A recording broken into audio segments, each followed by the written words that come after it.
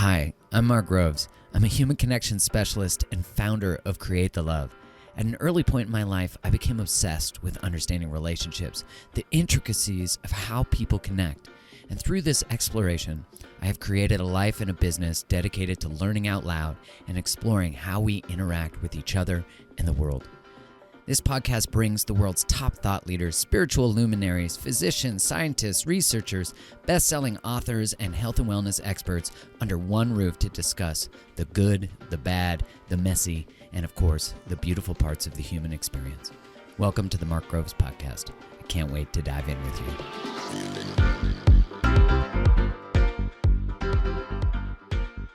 First off, so excited to have you on the podcast, finally. Me too. I know. We had such a good time on yours that I was like, I gotta get Violet is how you listening might know her, but it is Violetta, which I think it's important to pay homage to the original birth name. So I'm gonna do my best. Okay, I love it. Yeah, you can call me Violetta. All right, perfect. And so for you listening, you might know Violetta as the brilliant creative behind Daddy Issues, the hilarious Instagram account that, it just pokes fun at the ridiculousness of life, but also I just love how you connect so many dots. And your meme creation game, like I'm not a meme creator. I'm not good at that. And I wouldn't even try to become good at it. But when I see you come out with a fresh meme from a new thing, I'm like, damn. You're so funny.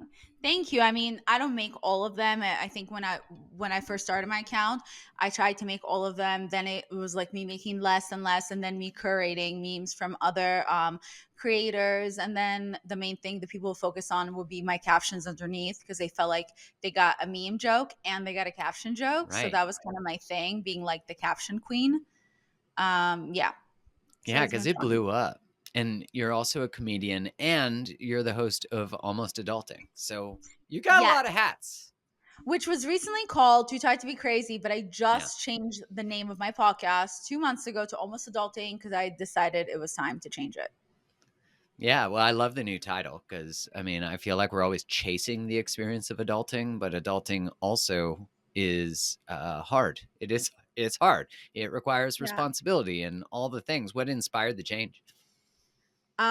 Well, I'm really all about energy and things like that. Maybe it's because I live in LA and it's like part of living in LA, you have to drink green juice and have crystals in your house. But I thought you for said in whatever your ass. I'm like, what? reason, Yeah, maybe. Yeah. yes, it's my accent. But you have, um, I didn't like the fact that even though it was called Too Tired to Be Crazy, I didn't like the notion that me and my listeners kept using the word crazy in our vocabulary because I don't like when we call ourselves crazy, because Smart. every time, if you're emotional or you're angry, you're like, oh, I'm so sorry, I'm being crazy. Like, no, you're being a human being. So I didn't like the fact that we kept putting that word into our bodies because I genuinely believe that it's everything you consume, not just the food you eat, not just the people that are around you. It's also the words that come out of your mouth. So that was one of my main reasons why I decided to kind of let that word go and go for something a little shorter and more chill. Because I think, like you said, any age we're in, we're always still trying to kind of adult and figure it out. So, yeah, I'm curious, like, what is the origin story of why you're so curious about relationships and also just the origin story of what inspired you to create Daddy Issues? And like, because it's grown so much. It's a massive account, but then also you've done so much through that transformation. So, yeah, I'm curious.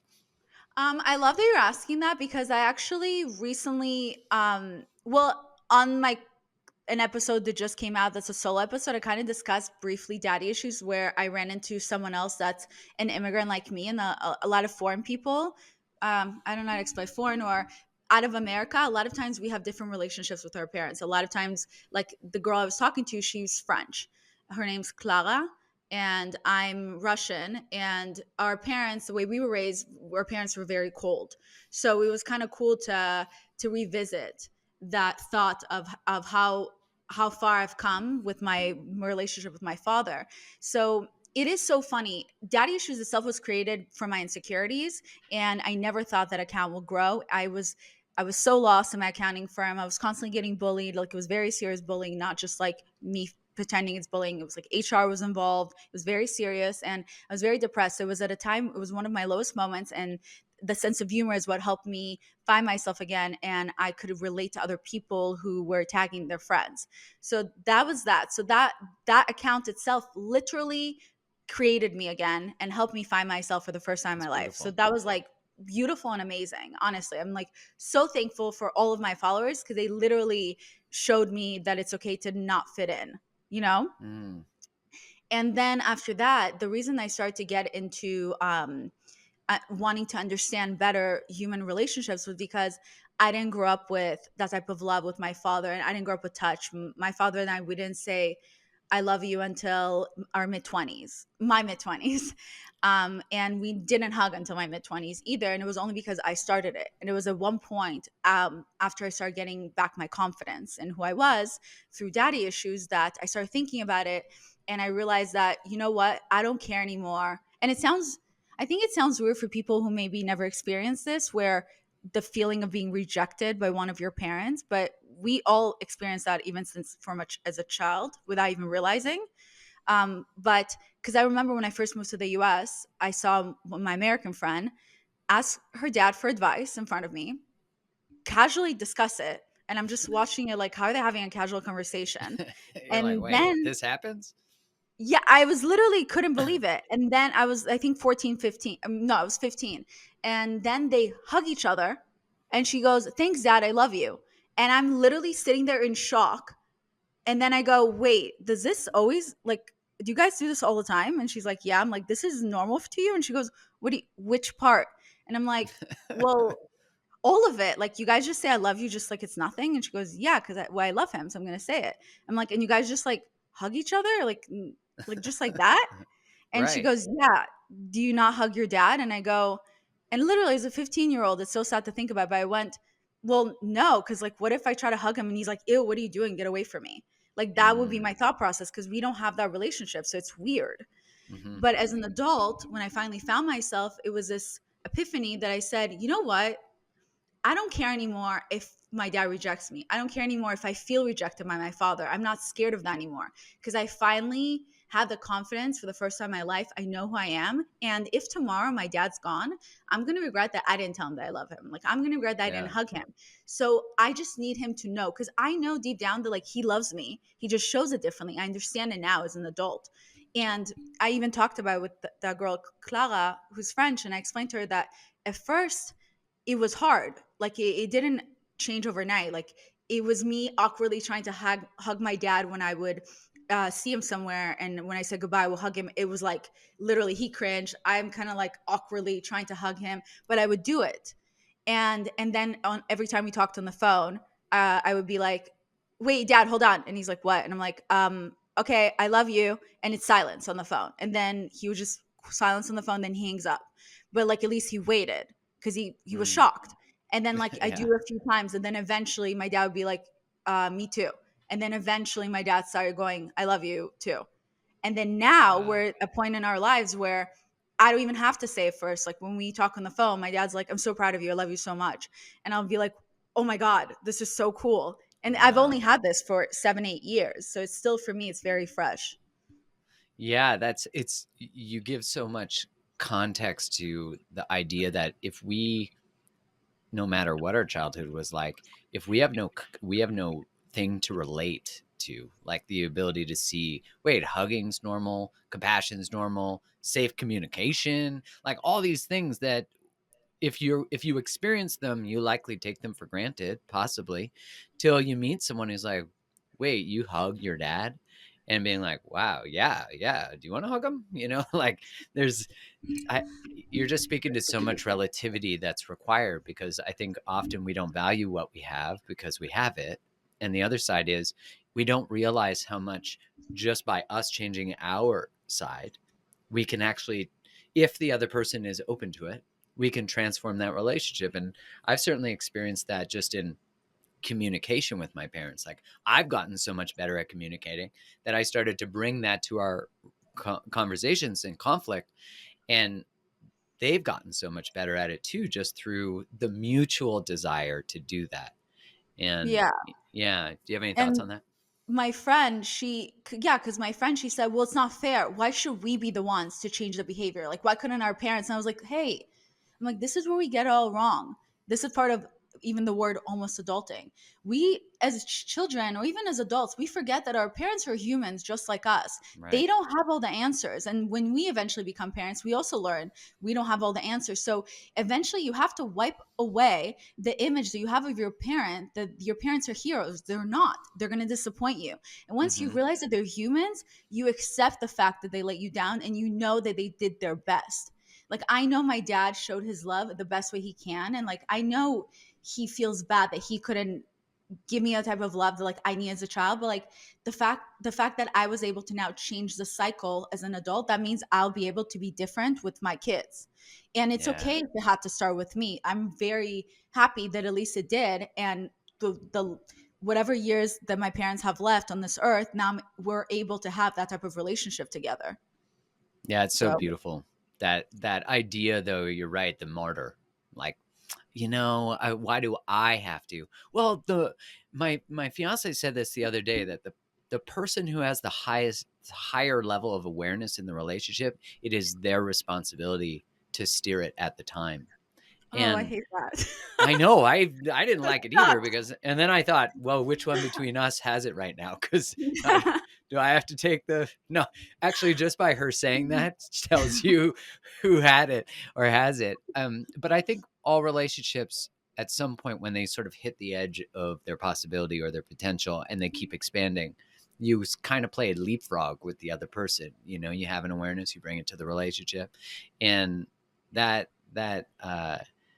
view. I remember the first time someone said to me that when you see your parents as the children of parents, then it gives you compassion, because, like, for your father or for my father, you know, it's unlikely that male emotion was celebrated. That saying "I love you" was a thing, and I know that different culturally, that's different too. Like, I've one of my best friends is Swiss German, and they're not big huggers, and so I remember I'd like hug his mom or dad, sorry, the dad, and the dad be like, pat pat, like a board. Yeah.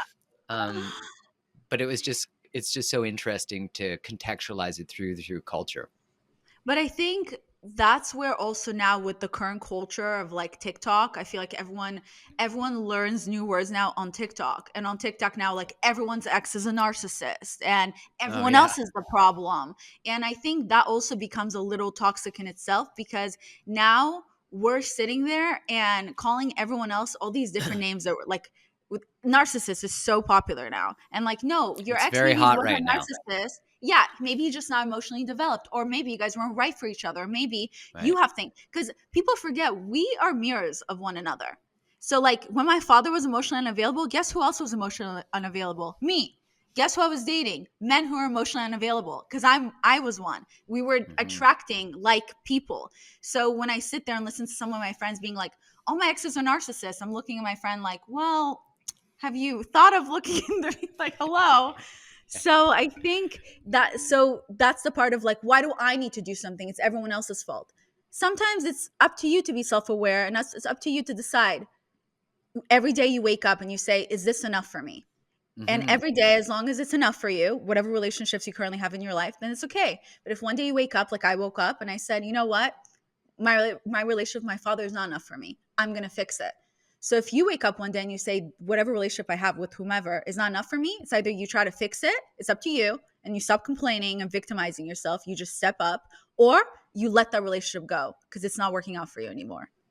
Amen. That's adulting. That's serious Yeah. adulting.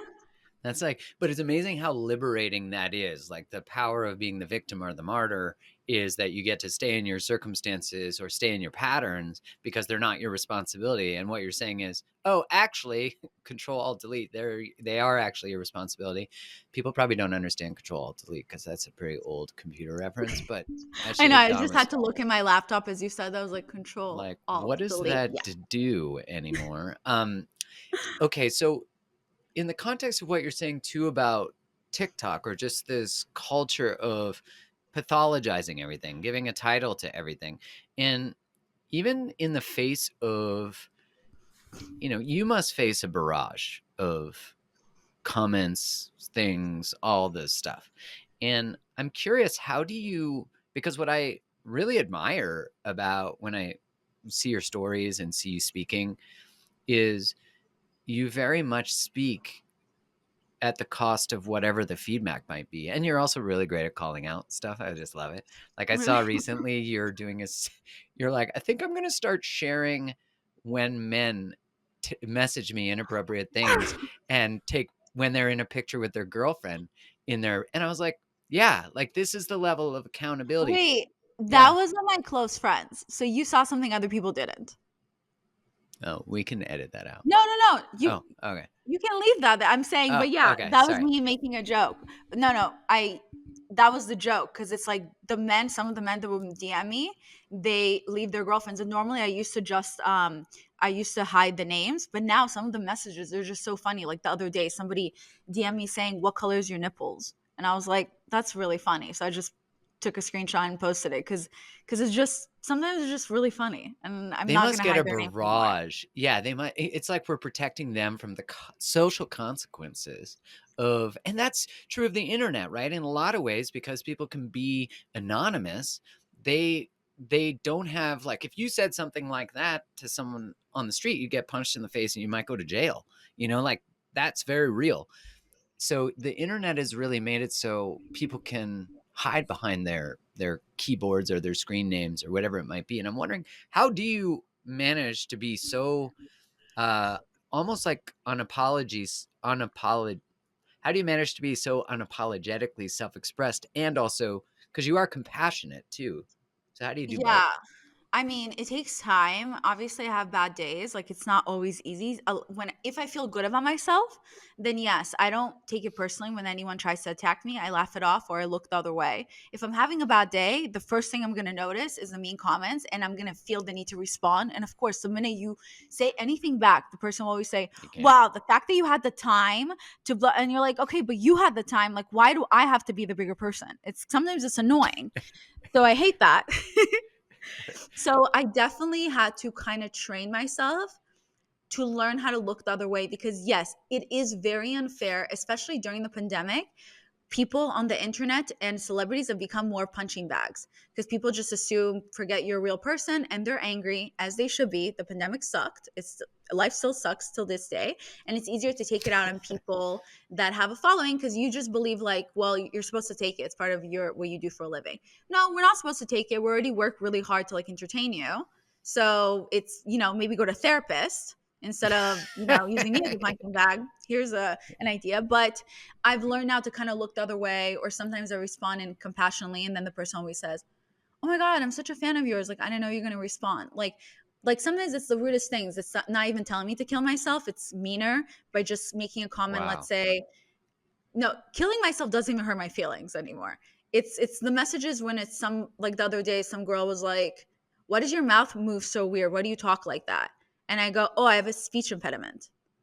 And then she just felt like an asshole when she said that because that's like literally something that I really hard for me to would be able for me to fix.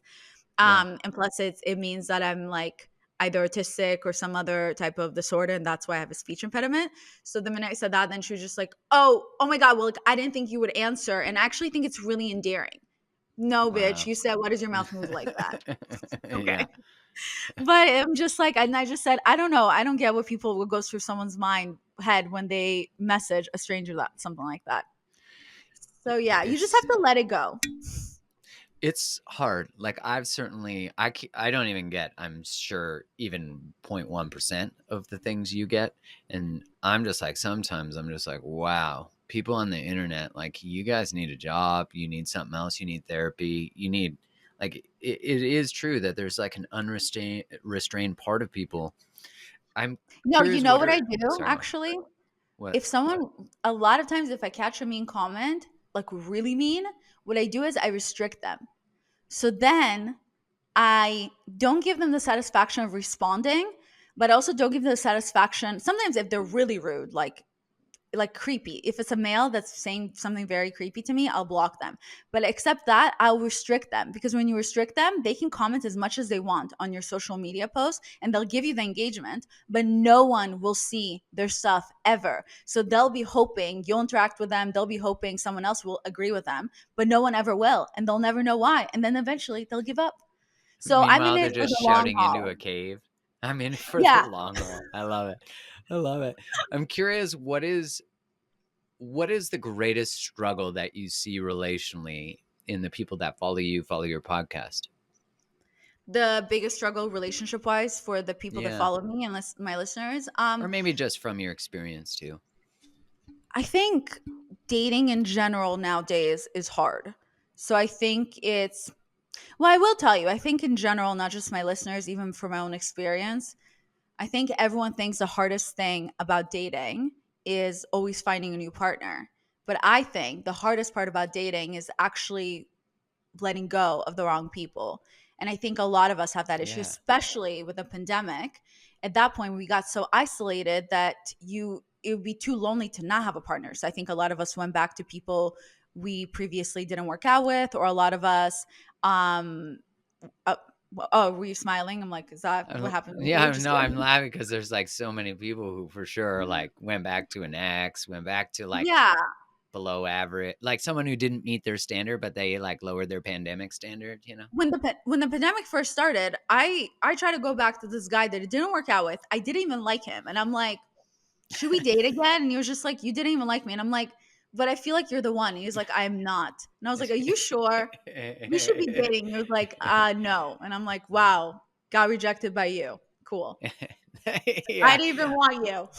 I'm just so lonely. I'm just the pandemic has made me want someone I didn't even want. Literally, I was like, maybe I was wrong. Like, I literally was like, I think you're the one. And he was like, I am definitely not. At least he had the discernment and communication to tell you, like, nah. I guess. I mean, I don't, most people normally communicate with me and vice versa when it's not working out. So, yeah. So the not letting go of the people who are not the right fit is the That greatest is challenge you see. harder. I agree with Yes. that. That's so hard to do because it means you have to enter the space of nobody. Yeah, and you start to think, well, we've already spent so much time together. It's a few thoughts. One, it's, well, what if I let this person go and then they find someone else and then I'm alone? That's not fair. So it's like the not fair. Then the Yeah, it's second one true. is, what if I help them become better and then they're going to be better for someone else? That's again not fair. So now they're going to be Oh, better. that one. Like Ugh. I helped them personally grow and then they're going to be ready for somebody else. I hear that one a Yeah, lot. those are, I should reap those rewards. That's not fair. And then the third one is, we've already been together for so long. I'm comfortable. This is all I know. I'd rather be miserable with someone than miserable alone. Oh, did I just rhyme? You did, you It's a did. poem. Yeah. That So the one where people are pissed when someone they break up with someone because the person's not meeting, they finally, let go of the wrong person. And then every single thing they wanted from that person, they start to follow the highlight reel on Instagram and they're like, see, now they want kids. Now he's reading this or she's reading this book. Or now they're blah, blah. They chose someone, right? Because often it's someone who wouldn't commit. And then they're like, now they're in a committed relationship. And it's like, yeah, that's actually the whole reason they didn't commit to you is because they didn't want to. I mean, that's hard for aw, people to take, you know? that is hard, but it also means they're doing you a favor, but B, shit wrapped in gold is still shit that's wrapped in gold. So if that person didn't work on themselves when they were with you, it's very doubtful they're going to work on themselves when they're with someone else. They have to choose to work on themselves because they want to. Thinking, wanting someone to change for you is not only somewhat manipulative, but it also never works out Mm-hmm. because that person will end up being resentful. If you made me wake up every morning at 6 a.m. to cycle with you, I will do it at first because, like, I love sleeping with you and like I love the attention, but eventually I'm gonna really hate you that you making me wake up every morning at 6 a.m. to cycle because I don't enjoy it. So that means I'm doing something for you. No, I have to do it for me.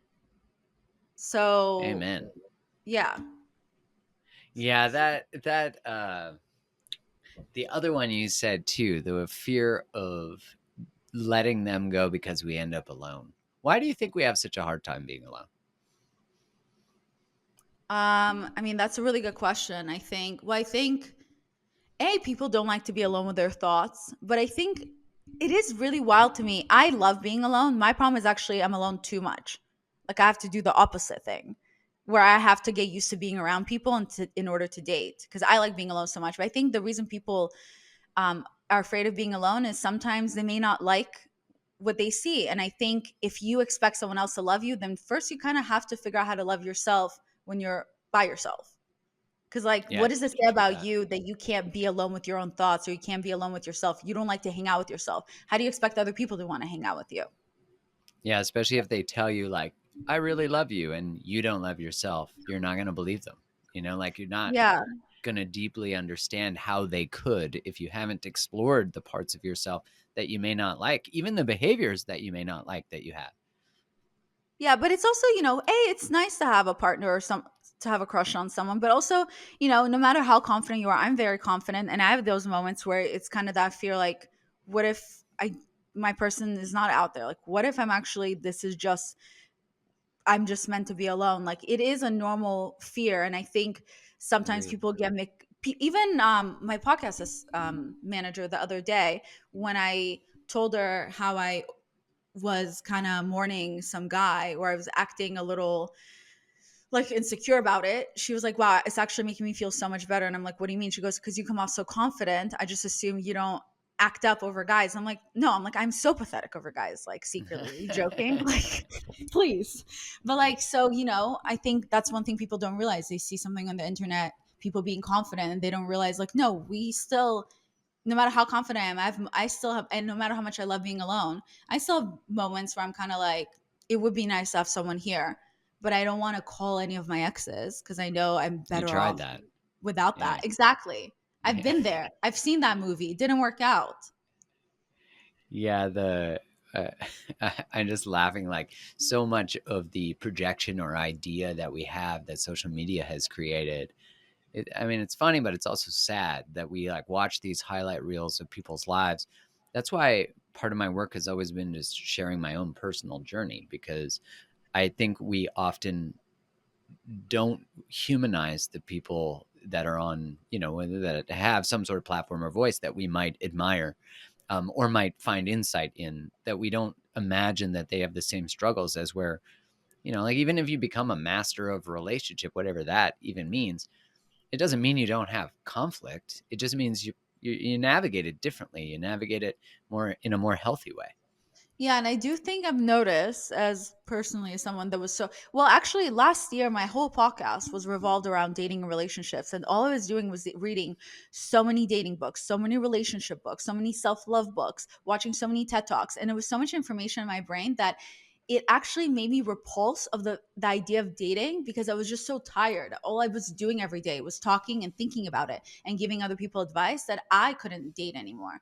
And that was one of the reasons even I changed the structure of my current podcast, where every month I have a new topic. So I don't always, as much as I love talking about dating relationships, it's still in me. Like, I couldn't do it. So I think people don't realize that the people who do talk about it a lot, sometimes it can be harder for us to say, hey, I go on a date, within 2 seconds I already know what's wrong, like the mommy issues that this guy has, and I'm overly analyzing it. Is So that it's a just not Instagram fun. account as well?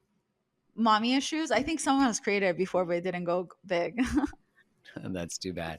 That's true. I actually feel the same way when I was single, that I go on a date and I would know pretty soon, I would know at least that I want to go on another date. And that's why I think shows like The Bachelor such bullshit, because you're like 25 people. I'm like, I could get rid of 21 of them in the first day. Literally, same. I'm like that too. I do think Love is Blind is really fascinating. Have you watched that? Yeah, yeah. I do. I like that because I fall in love with people on their personality and energy. I'm not attracted to people ever physically, so that's really hard for me in general. So I love the concept of Love is Blind.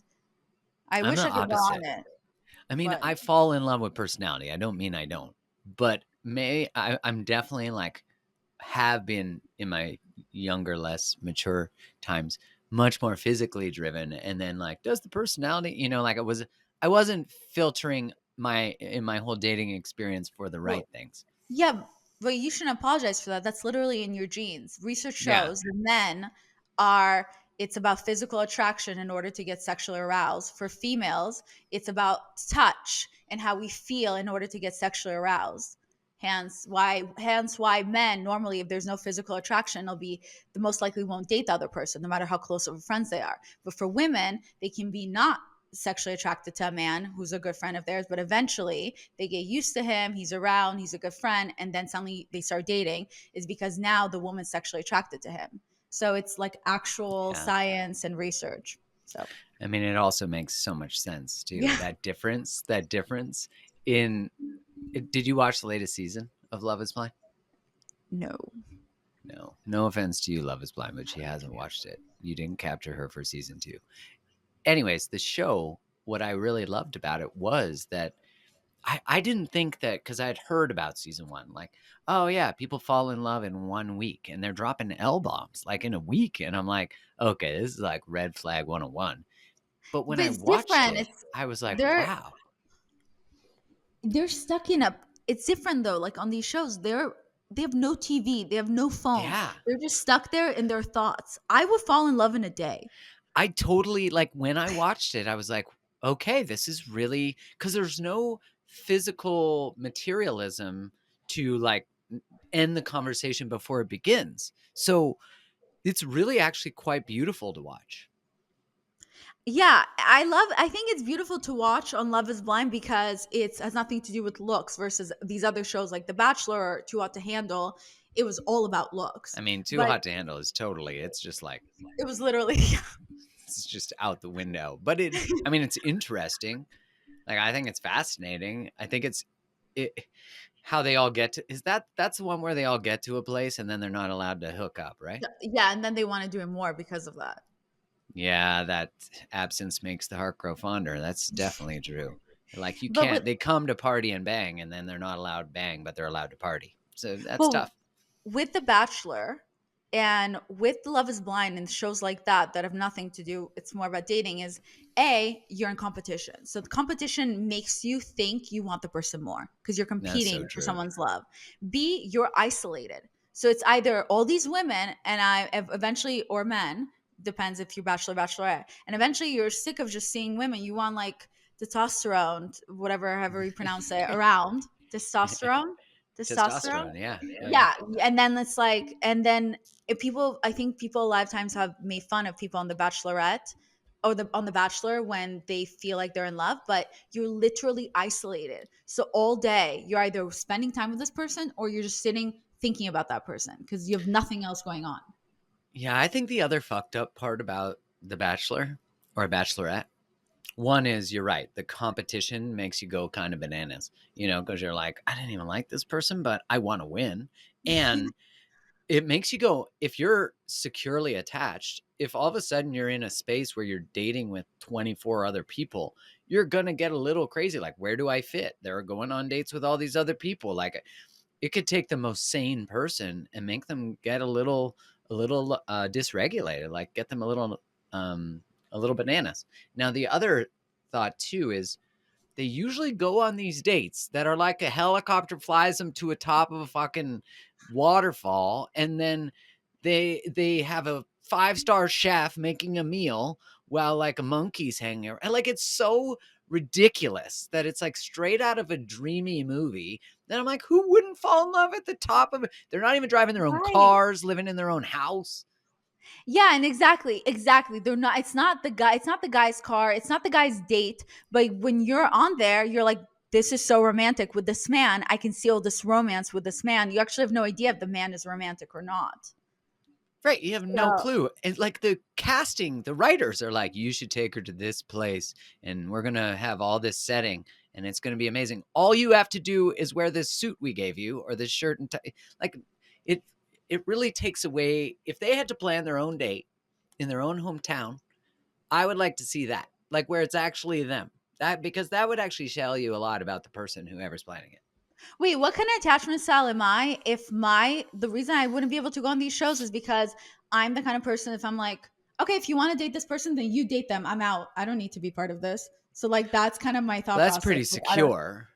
Oh, That's that's pretty secure. secure because you're like, I'm not into the competition. Like, you want to date them, go do that. That's pretty secure. Well, The because I don't like idea that it, losing. well, the idea about like taking, like, appreciating our own time, like it's harder for us to enter a relationship than be alone. That can be more avoidant. That can be. It doesn't mean it is, but it can be. I okay. Here's a good example, and I should admit this because I'm calling myself out. I But love it. for example, at one point I was watching TikToks, and again, they're like, is the person you're dating a love bomber? And it's like every man now is either a narcissist or a love bomber. So suddenly on my TikTok, I just saw nonstop men who love bomb, and the women are complaining about the love bombs. But all the TikToks I was seeing, I go, oh my God, that sounds like me. And I was like, oh shit, I didn't Are you a realize love that, bomber? Are you that just I'm, realizing you're a love bomber? yeah. So seeing that, it made me realize because I started thinking, I wonder what it's like. Maybe I wonder if people who date me feel unsafe. Like that was really interesting for me. So I think it felt like on TikTok, everyone was just only men can do it, and I was like, whoa, I'm someone who reads about relationships. I talk about relationships, but I didn't. And I tried so hard to work on myself. Yet here I am using some of these words that I was considered love bombing, and I'm not doing it on purpose because I know when I'm in the moment when I see meet someone, I feel those emotions and I'm so excited. I'm like finally like someone that I just can't help myself. And I'm like, you're so pretty. Like, I love how this, like, I really like you because I feel those in the moments and I can't stop myself. But then when I go home, I freak out. Oh my God, did I scare this person? Is this really what I want? And then I'll say, wait, we should slow down. Like, we should take a step back. But then 2 minutes later, I still like them. And I'm like, I wanted to maybe see the, Yeah, how that's, they were feeling. I mean, that's more of a disorganized Toxic. attachment style. Hey, I wouldn't call it toxic because toxic's kind Okay. of like the word crazy. You Yeah. know, it, if we think about it from like a compassionate lens, it's just how we learned or how we experienced attachment. So, like, it was hot and it was cold, it was given, it was taken. And so we just learned, like, hey, I really love this. I'm really digging it. And so we experience more of that excitement. And then when it gets too close or we realize what we've done, that's that avoidance where we're like, I actually need a bit of distance. I'm not really. And that's classic avoidant lines. I remember when Kai and I were maybe going on, like, preparing for our second, we were dating long distance. So preparing for the second hangout.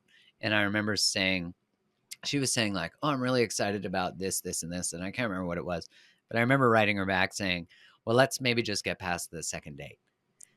And like, ugh, ugh. Like, I I would like even the die. face you're making, right? But that I wrote her right after, and I actually called her, I think. But I was like, I'm really sorry. That was me, like, trying to control the depth of our connection because Oh, I was like, and that's me being avoidant. So I'm really sorry that I did that because you were sharing what you were excited about, and then I just fucking put a total fire extinguisher to any sort of connection. And so if yeah, you said that to me, then my response would have been my automatic response, which is something I've been working on and I struggle with this. I would say, okay, you know what? Let's just not go at all. Like that right, would be my right. first thought, which I think makes me avoidant. So that's why to avoidant people, it's hard for them to date or something. Yeah, well, yeah, they're both running away from each other, you know? Yeah. It's like anxious people love avoiding people because they're always chasing them, you know? Yeah. But Yeah. it's That is. like if you think I feel like it's so simple to think about it. Like, anxious people are afraid of space, and avoidant people are afraid of too much closeness, like where there's no space. And I used to be like that, where I would get really close to someone, and then because I had attachment trauma, like betrayals and things like that in relationship, I would get close to them and I'd be like, they're the best. I'm so excited. Like, they were an incredible human, an incredible woman. But then as soon as we had intimacy or they told me they liked me, I'd be like, okay, peace. Yeah. And It's overwhelming. oh man, it was too overwhelming. I hadn't processed the pain that lived with that closeness, you know? Yeah. So how do you move past that? You have to, I mean, the best, I would say, the quickest or most effective way, one is talk therapy can help, coaching, talk therapy, because you can process What is past the closeness? What are we afraid is actually going to happen? Because I know we associate the closeness, oh, well, we're going to have more love and more connection. But that's not actually how the unconscious story goes. The unconscious story goes, yeah, we'll have that. But love and connection is actually associated with betrayal or withdrawal or abuse or trauma or lying or all abandonment. So I think it helps to psychologically understand it, to intellectually understand it. I don't think you can do any of that work without doing nervous system work. You have to work with a somatic therapist. I had Nicole Lose on the podcast. I also had Sarah Baldwin. I actually have one coming out. She'd be great to interview for you. Sarah Baldwin is in LA too. She's a freaking genius in attachment and the nervous Oh, system. love And that. I have an episode coming out. And essentially, that's understanding, how do I trust my own self when I get close to people? So anxious people have to learn how to self-regulate, like how to be with themselves and their own feelings. Because what they do is, in order to treat their anxiety, is they go to other, they connect with other, they send the text, they do the thing. They can't sit with themselves. Avoidant people can sit with themselves. They actually have to learn how to co-regulate. So like you and I hanging out and trusting each other. And yeah, that takes a trusting person, a nervous system. That's why you work with someone on what is in that edge of closeness. It's But really beautiful work. I think another really interesting thing as people who have either of those styles is that, for example, my type of attachment style, which is avoidant attachment style, um, I end up being drawn to other people with avoidant attachment style versus anxious attachment style. And it happens to be because a lot of times we tend to date. This is really cool. I read about it a long time ago, and it was like blew my mind when I read it. But a lot of times when we keep dating the same person over and over again, it's because somehow in our childhood, the reason I'm dating avoidant men is because in my childhood, my dad didn't give me that love, and I felt like I had to chase for that love. That's how the story ended. So my mind now as an adult subconsciously is replaying the story as a child and trying to have a different ending. So now subconsciously as an adult, I'm still dating men similar to my Yeah. father who are not giving me love. And I'm hoping that this time the story will end with a fairy tale, but it doesn't because it, you know, unless we have 30 years together to finally work through the To figure issues that shit out. Yeah. like I did with my father, it's not going to happen. So I think, and for some reason, it sucks. Like, as much as no matter how much I've worked on myself, when I really sit and think about it, for me, sometimes it feels hard work in anything I do feels more rewarding, even love. And I know now love is not supposed to always be hard, especially not in the beginning. So you have to, No. and sometimes you forget that. So sometimes I meet someone and it feels hard and I'm so drawn to it because I think it means, oh, that's my twin flame. But no, it's because it feels familiar because I've been there. I was Yeah. familiar because I grew up with no love. Like, no wonder I Mm. feel at home, but it's not the home I want for myself. Like, I don't, my mom always tells me, like, do you want to chase this person for the rest of your life? Like, that's what you want for your life. And I'm like, no, I want someone to love me. And she's like, then stop dating the same person over and over again. Like, I know. Yeah. That's it. Hey, it's like recreating the same scenario to either invite you to choose differently or to show up differently, but actually both of them are required. Do you know what I mean? Yeah. And Like you by just always, choosing differently, you have to show up differently. Like they're yes, but you always think, yes, it doesn't work out for everyone else, but I'm special. Like, I could change this person. Like, I'll get them to change. I'll be yeah, enough that they'll finally change. yeah, like, And the universe says, exactly. nope, no, you won't. No, you won't. That's so hard to hear. That's so hard to even feel it. I hate that. Well, the beautiful truth of that is that what you think you're chasing, which is for them to change, is not true. That's the projection. You're just chasing yourself to change, Yes. right? Because what they require in you is for you to be different, which is love is not found there. It's found here, it's found within. And as long as you date trying to chase something, not only do you have to be incomplete, but you also have to give the other person will always hold what you're seeking. As opposed to if you give it to yourself, then you date from this whole place. You date from this space where you're like, I don't need you to complete me. I'm complete. And like, hey, and that makes us way more discerning because all of a Yeah. sudden we're like, is this person a good fit for me? I don't know, actually. Maybe they're not, because they Yeah. have the same feeling I get from my dad or my mom or whatever I'm getting here. Yeah, I think as long as you realize when things feel familiar, it doesn't mean that it's love. It just means it could be familiar from your trauma. Then Yeah. I think it does, because like the last person I was dating, it felt so familiar with this person, but he was so, I could tell he didn't feel lovable by himself, which I guess obviously already somewhat of a red flag, like he should work on it. But instead I was like, he has so many beautiful, I'm overly romanticize everything. I'm like, oh, he has so many beautiful parts I would love to love. And I forgot, like, wait, we are mirrors of the people we date. So the Yeah. things about him that I wanted to love so bad were actually things about myself that I didn't love. So it was Beautiful. interesting for me when I sat back and thought about it. Like, I'm so desperate to love this about this person, but I'm not willing to love those dark things about myself. So maybe instead of chasing this person and giving him love he doesn't deserve because he needs to do the work on himself, then I should first love those things about myself. Because we don't realize that if I sit there and I tell him I love you, or you're doing such a good job in this and this, if the other person doesn't believe it themselves, it doesn't mean anything when you tell them you love them. I don't love myself. I don't believe you when you tell me you love me because I don't know what Right. that is. If I don't believe right now that I'm doing a good job at work and you tell me I'm such a hard worker, I don't believe you because I don't believe in myself. Yeah. True. Do Yeah. you, how does that look differently? Because what you're speaking to is, okay, I'm in this dating relational experience. I have this awareness about my pattern. I recognize, for example, what you're saying. I chase this familiarity like my dad. Okay, how the fuck do I change that? How do I stop that? Like, what does that look like in real time for you? Because you're in the dating world. You're in this, you have a high level of awareness about your attachment styles, your behaviors, familiarity. Have you ever dated someone who's different? No. Like who's It's like, hard. It's more like I what care happens about now you, I'm dependable, like is yeah, reliable. people who like me too much is hard for me to deal with. Right. Ah, there we go. There it I feel is. suffocated. Yeah, there we go. It's hard. But the thing is, it's funny because you're like, well, you're so self aware. It should be easier for you. No, now when it happens, I meet someone, I'm like, I'm obsessed. And the person looks at me and they're like, I'm obsessed. And I go, oh, fuck.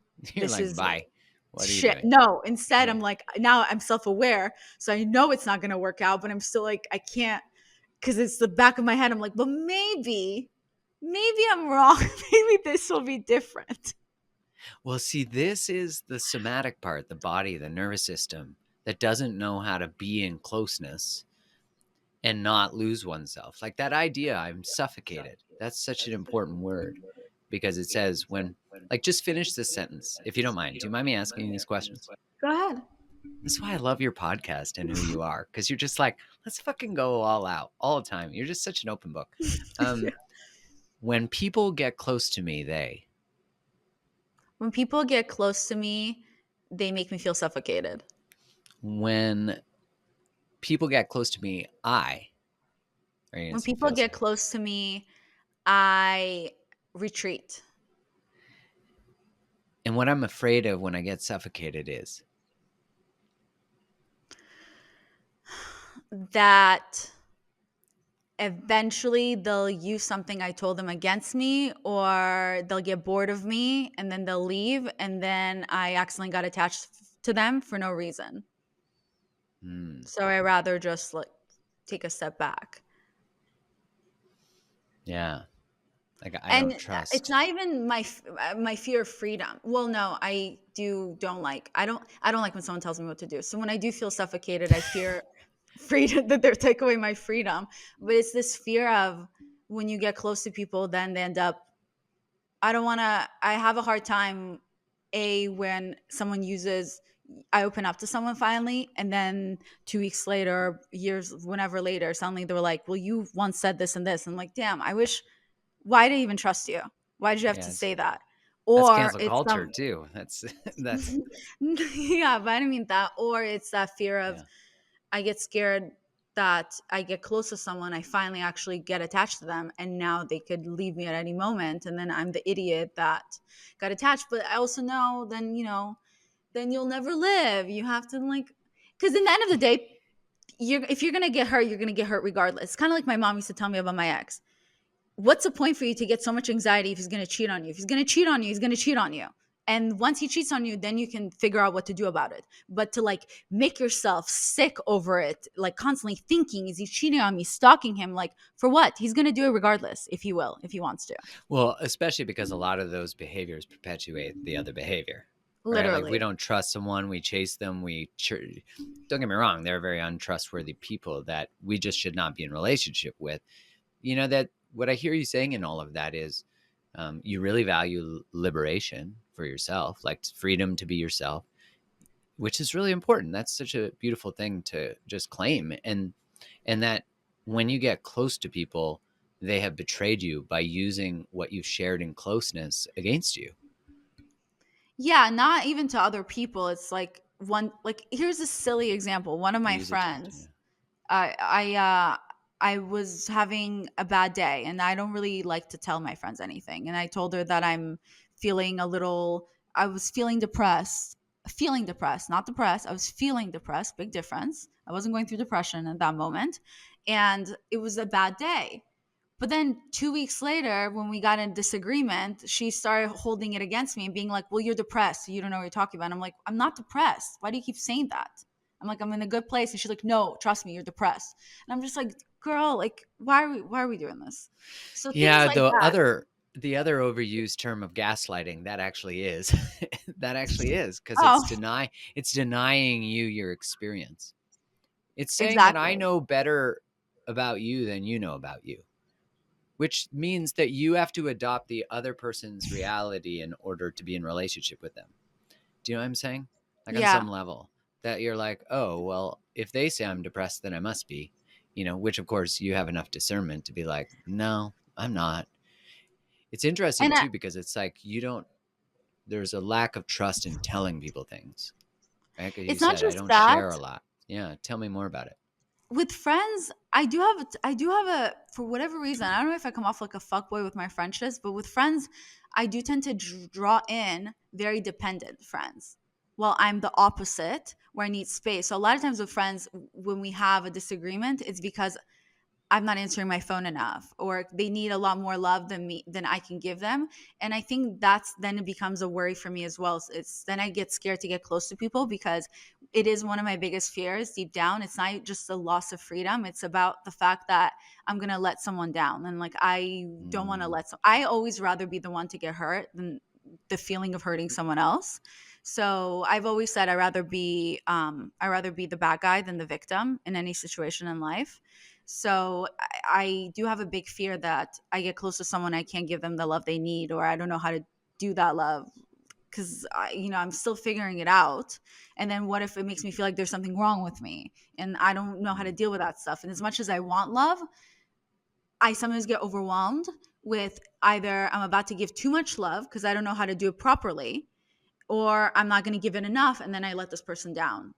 Yeah. That I'm going to So, disappoint them, that I'm going to hurt them. And then I might get hurt too. Like it's like, how do you live between that balance, right? Because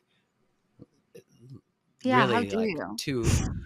well, you trust that other people are responsible for their feelings and their experience, and you are responsible for yours. That's hard though, because the kid in us doesn't want to let people down. And then we hide our truth, we hide our voice. We might actually just avoid connection just to never actually have to experience letting someone down or not being enough, as opposed to just living in the space of not being. Like, imagine if we just accepted I'm not enough for Mhm. whatever totally unrealistic expectation we have about ourselves, or how we might, like, if we oriented or operated in relationships as kids where nothing was ever enough, like that is a, Yeah. a disappointment we never want to touch again, you Yeah, I know mean, even when I watch the TikToks about love bombing, then that freaked me out. And I'm like, oh my God, I do that without realizing. And I never meant, and then that freaked me out so much. I completely took a step back because I was like, now I don't even know how to talk to people because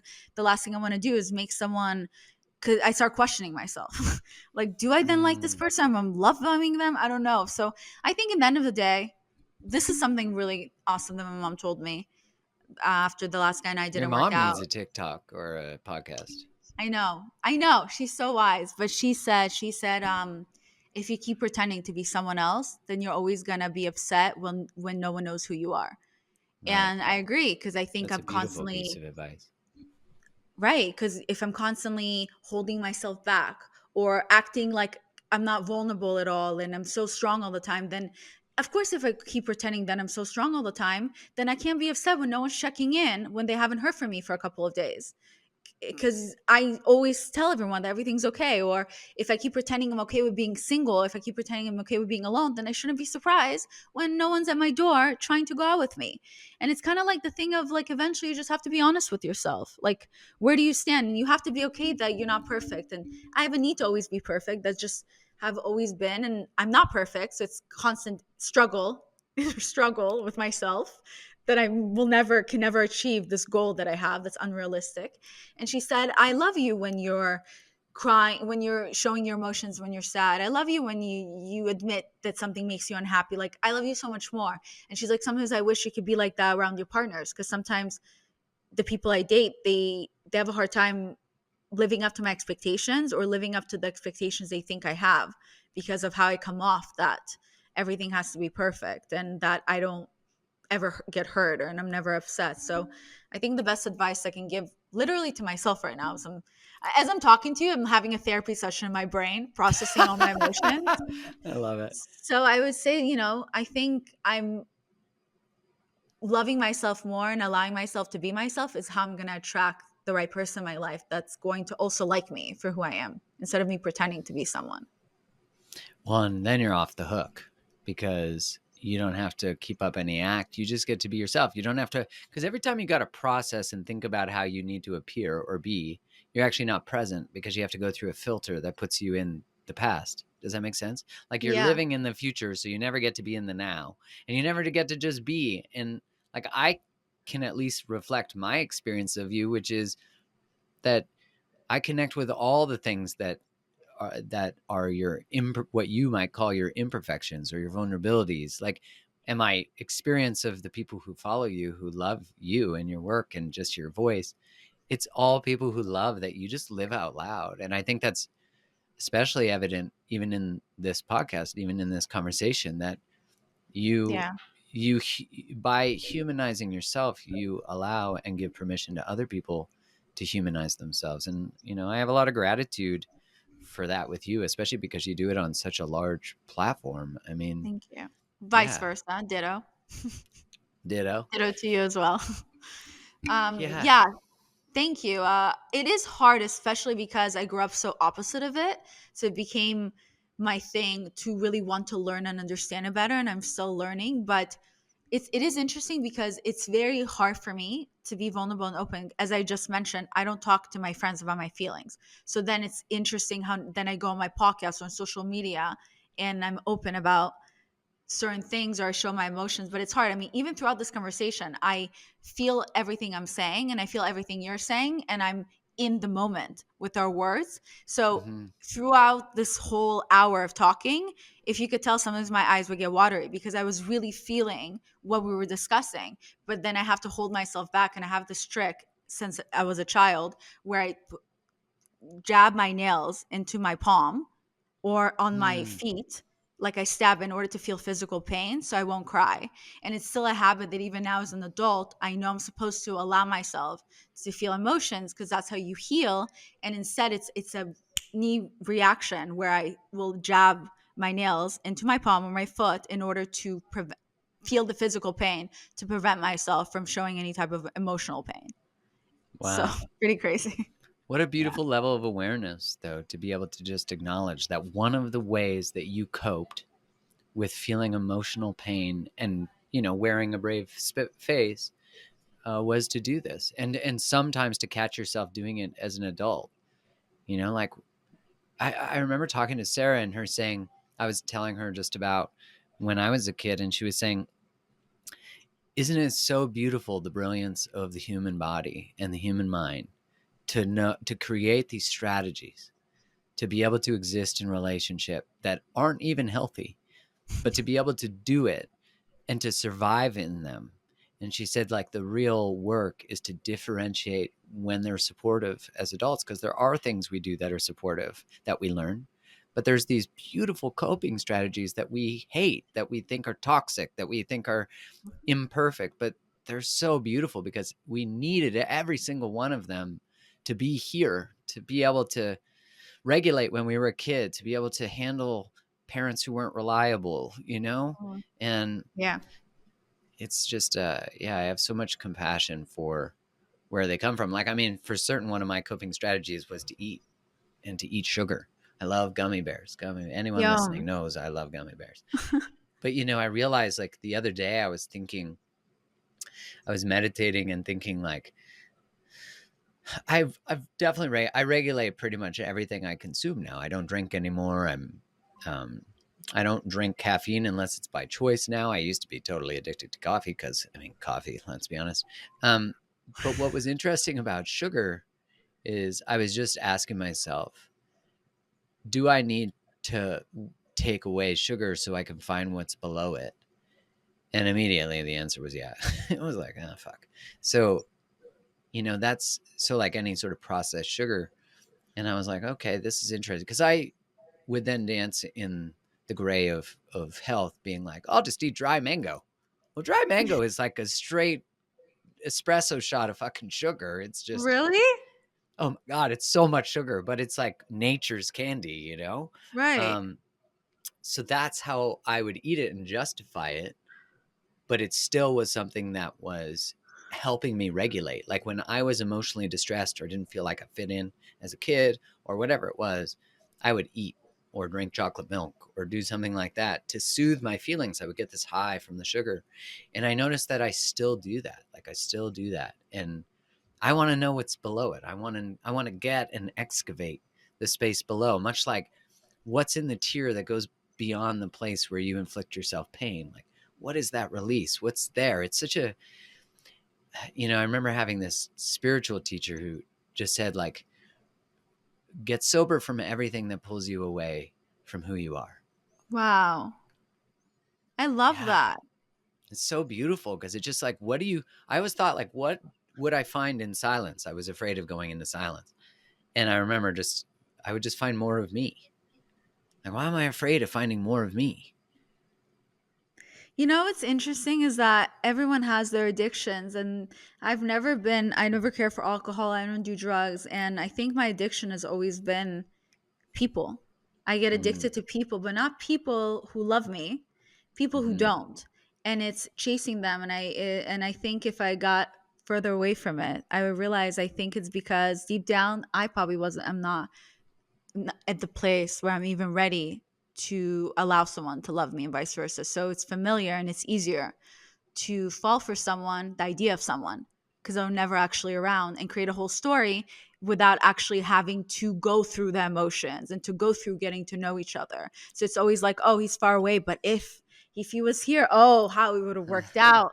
Oh, how we would be Yeah. together, and because as a child, my coping mechanism was creating I was always playing I was playing video games a lot, and I was always playing with my sister fairy tales. We had like this one game we played for 8 to 10 years together as children, where it was I was like in high school. It was like a whole thing. So it was constantly my escape is imagining things, and I still and as Fantasizing. it's Yeah. yeah. So as you talk about the sugar, I realize that's me. When I'm having a bad day or whatever, I just close my eyes and I just think of like, what if? And I just like imagine not being here. And that's kind of when also depression hits, which I've had in the past, is like the dreams get better than your reality, because when you close your eyes and you're dreaming, it's just this is nice and I like it, and then eventually you have to be like, but maybe it's time to deal with the reality, because reality can be more beautiful than your dreams and then your imagination if you just give it a chance. What a beautiful paradox, too, to know, like, again, how wonderful it is that you had the resource to be able to go to this place that wasn't here, so that you didn't have to feel what was here. And what you said about the restraining from the pursuit and then waiting in the space, I think of the same about sugar. It's like, what actually lives in the feeling I'm numbing or treating or distracting myself from is actually the way out. I think it's Rumi who says the the way out is through, or the cure to the pain is in the pain. Yeah. And yeah, and I think of what you're saying, and like this invitation that we all delay the acceptance of, when it's like it's right there. I think it's Rumi has that same quote that like, why do you stay in the prison when the door is right there? And it's like, Yeah. you know, it's But I think it's so cool how right now we're sitting here and we're discussing both of our inner childs. And for me, I just want to cry from it. It's so touching. It's so beautiful. And that's a beautiful part. Like right now, I'm thinking of every listener listening to this, and I'm thinking of their beautiful inner child. yeah, And I can feel all their emotions. And that's what sometimes makes me so sad. It's There's so much hate in the world now, especially on social media, on the internet, and people shouting at one another or spewing hate at someone else. When in reality, one thing every person in this world wants is to feel like they're heard, to be loved, to and all that. And yet here we are. We want to heal our inner child. We want someone to love our inner child. I know every single person in this world, no matter what kind of growing up they had, they have some type of like thing with their inner child where they at one point didn't feel loved, and that inner child is still sitting there saying like, someone please love me, please notice me. And it's like all these people, we have the same inner child, and yet right. we want others to accept us, and yet we spew hate and don't accept others. It's kind of wild to Mm. me. Like, so when I have this conversation with you, it kind of reminds me like, oh my God, we all have this like beautiful inner child that just needs to be loved. It's so sweet. Like, I want to hug everyone's inner child. It sounds weird. I want to hug everyone's little kids. Like, kind of, you know what I mean? Yeah, I do know what you mean. Like when you get to know the part of yourself that needs that and just acknowledge it, then all of a sudden you want to just go to all these people who are enraged. Be like, I think what you really Yeah. need is to just maybe pause and accept that you're rejecting part of yourself right now, or whatever it might be. Well, people that have the most anger inside, that show that try to get love by the meanest ways, but the most outlandish ways, is those are the people that actually need love the most. They may not even Yeah. realize it. But when I'm hurt and I lash out, anger is not a real emotion. People sometimes forget that. Anger comes from other emotions, which usually pain, sadness, and you're angry. That's why you're angry. So when I'm lashing out, and I'm telling you, leave, never speak to me again. When I'm really, my inside, when I'm really saying, please don't leave, please fight for me. Like, this is really hurting me. Can you not see how hurt I am? And it's, as human beings, we're not perfect. No matter also how self aware we are, no matter how much work we're going to do on ourselves, we're still going to have those moments where we forget and we feel hurt and we don't know how to deal with it. And we shut down and we say, leave, or we say something mean. And then the other person's going to walk out because they're going to be hurt and they're not going to realize like, this is actually when this person needs me the most. It's kind of sad. Yeah. It is that I think I remember hearing Esther Perel say that behind every criticism is actually a desired behavior. Like every time we say you never, what we're really saying is what I really need from you. And, even when we yell at people, what you're expressing about anger and what we truly want to say, we just don't maybe have the resources or the way. And the thing about anger that is disruptive, I guess, in a lot of ways, is that it, because anger, of course, I personally believe anger can be very powerful if it's clean, like if it's about creating a boundary, if it's about rescuing ourselves. It serves us in a lot of ways, but in the way where it creates significance. Like if I observed people get angry and that's how people paid attention, what you're saying about the internet is very true. It's like people are just enraged because they want to be heard, because they want to be validated, because they don't want to be afraid. They don't want to be afraid of war. They don't want to be afraid of, ultimately, they don't want to die. They're afraid of dying. And that's like the Yeah. whole thing about COVID and vaccines and all that. Actually, I'll re-say that. And that's the thing about the pandemic and the V, because you can't even say these words anymore. But like, that's it, is like, we're all just afraid. And what a beautiful thing to acknowledge so that we can actually have discourse. Well, and I read something the other day, which was really cool when it comes about anger and resentment. We think resentment comes from anger. So when I'm on the internet and I say, why aren't you doing this when I'm doing this? You should care more, blah, blah. And you think, oh, it's because I'm angry. No, the real emotion that's coming from it, like I said before, anger is not a real emotion. This anger, like I said, can come from pain, sadness. It can also come from envy. So that's Yeah, one thing true. we don't realize. So when I'm sitting, I'm like, well, why are you doing this when I'm doing it? I'm envious. If I took a step back, I would realize, how are you able to be so stress free? How are you able to be so happy when I'm so miserable? I'm envious of you. Mm-hmm. Like, I wish I wasn't this way. That's really what's happening. So I'm not angry at you, is I'm holding a knife and I'm stabbing myself because I'm actually Mm, angry at myself that I'm unable to experience life the way you are. I'm angry. I'm working nonstop and weekends. How come you're not? That means I'm envious that you take the weekend off, and you're okay with it because you chose to not stress over it. I'm jealous of you. That's what it is. So I don't need you to change it. I just need to finally allow myself to enjoy my life. to give myself permission Yes, to of do whatever it it is that I'm differently, envious of look at. someone else. Yeah. Yeah, it's so true that we are often looking for to let ourselves off the hook, to do something differently, to choose something differently. Like you used to be an accountant. I used to be a pharmaceutical rep. Like I look back and I think, wow, like I didn't do my undergrad in finance because I love finance. I did it because I was taught that if you got a job in areas like finance, you could make good money and then Yeah. you could be a desired partner. Oh, whoa, wait. Well, if I wasn't trying to pursue being desired, what might I have actually done? Like with my heart and my soul and my drive and my curiosity. In my undergraduate degree, I took psych of child development. Wow. That was one of my favorite classes. What the fuck? Why didn't that inform what my future should actually look like, which it has now? And I look back and it's all perfect. It all occurred exactly how it needed to. And I just think, like, what would it be like if we encouraged people to pursue work and life from that perspective? Very different. Yeah, but also we have to be realistic. And this is like, I don't even know if it should be part of the podcast, but the truth is, not everyone's programmed to know what they want with their life. Some people will go the rest of their life not knowing what their passion is or what their hobby is. And there's nothing wrong with that. Some people will go the rest of their life working a 9 to 5 because they're better as employees than being an employer. That's Totally. okay.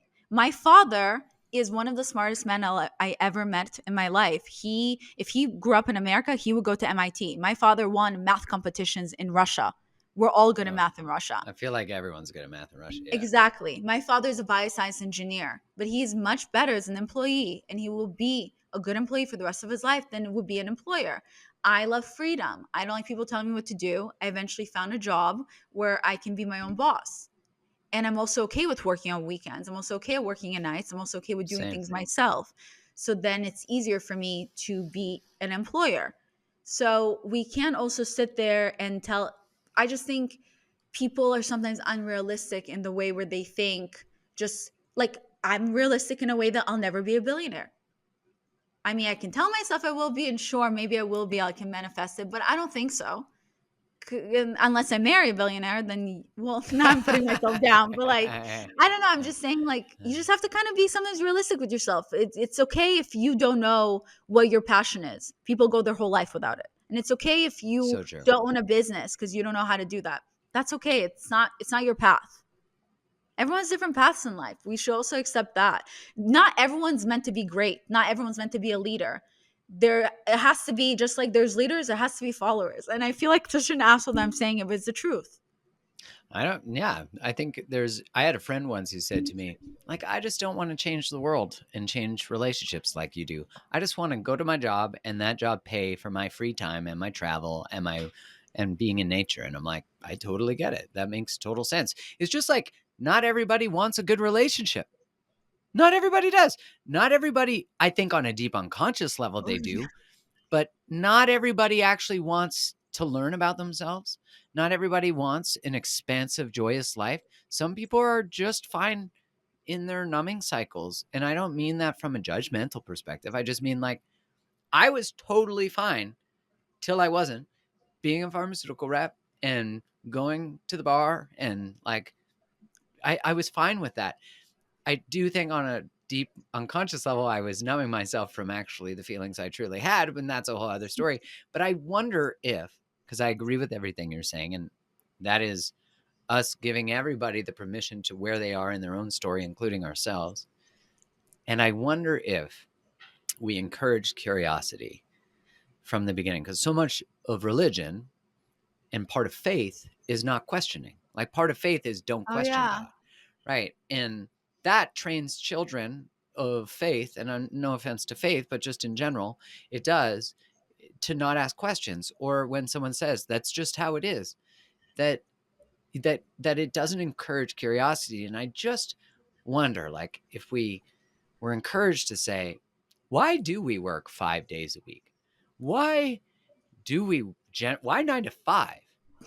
Like my friend Sarah was just saying this. Why 1 hour for lunch and two 15-minute breaks? Like, who came up with all of this, and why do we all keep agreeing to it? And again, nothing wrong with it, but I just think like it almost feels, it doesn't feel, it appears that there's just a lot of programming, and when you wake up from the program, the matrix, you're all of a sudden like, holy shit, life and love and everything has so much more available to it. If I step out of this toxic pattern, if I just you don't have to pursue your passion. You could just might ask the question, is there more to this? You know what I mean? I completely agree with you, but it's so Yeah. funny because I come from public accounting and there's so Yeah. much Yeah. structure in public accounting. My brain right away, because I have the right side of my brain and luckily the left side of my brain. So I use both, and people don't understand what that means. We all have both sides of a brain, but the right side of your brain is analytical, the left side of your brain is creative. So that's Yeah. what I mean. So my brain goes to, but order is good. We need order in It our life. is.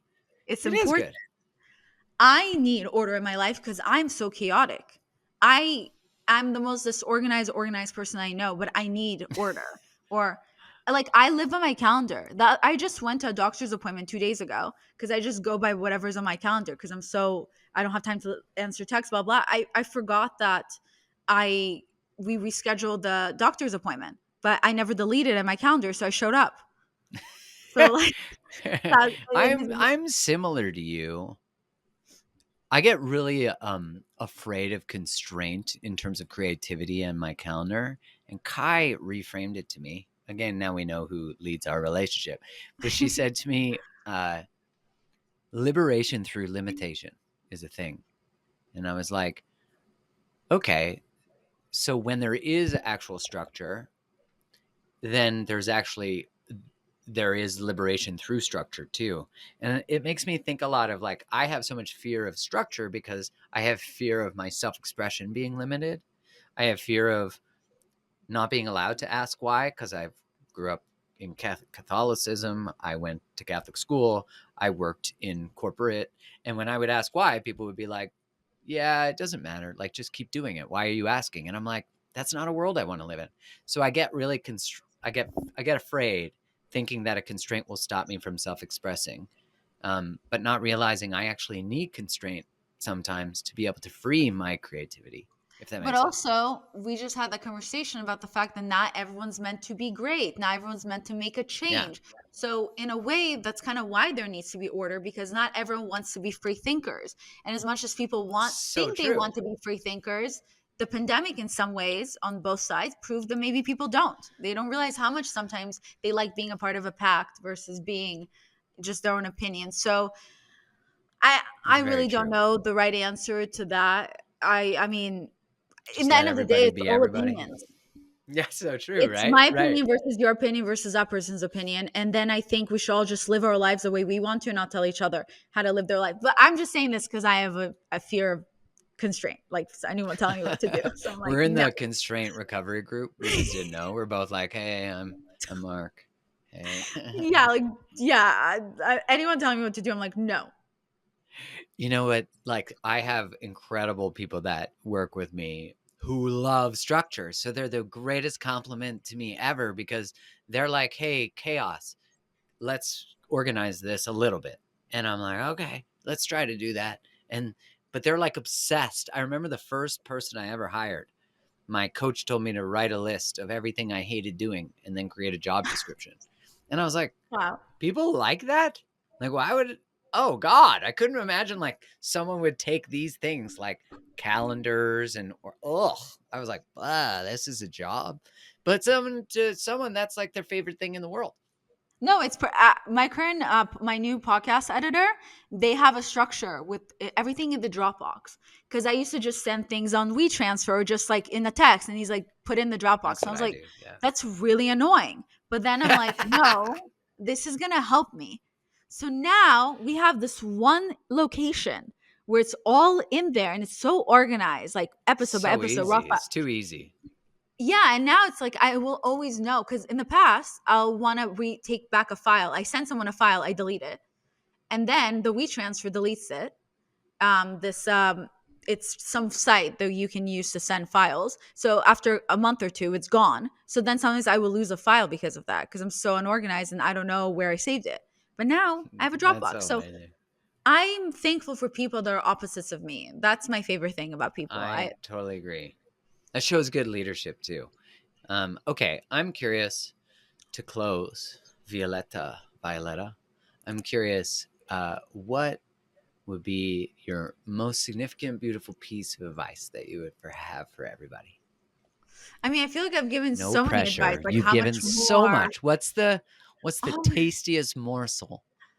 What do you hope for everybody other than hugging their inner child?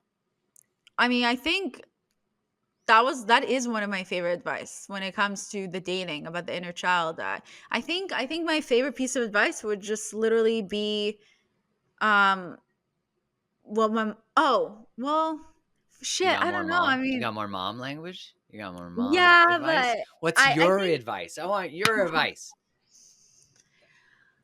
I think my biggest advice would. Oh, I have one. Okay, I came up Okay, with it. let's do it. Let's do it. I think my biggest advice would tell people to stop caring so much what everyone else thinks and what everyone else is doing, because you'll then go your whole life caring what everyone else thinks about you until one day you'll finally realize that no one was ever thinking about you. They were thinking about themselves. Fucking So mic drop on that one. That's very true. so I'm that's glad that you. Sorry, go on. no, you go on. Go ahead.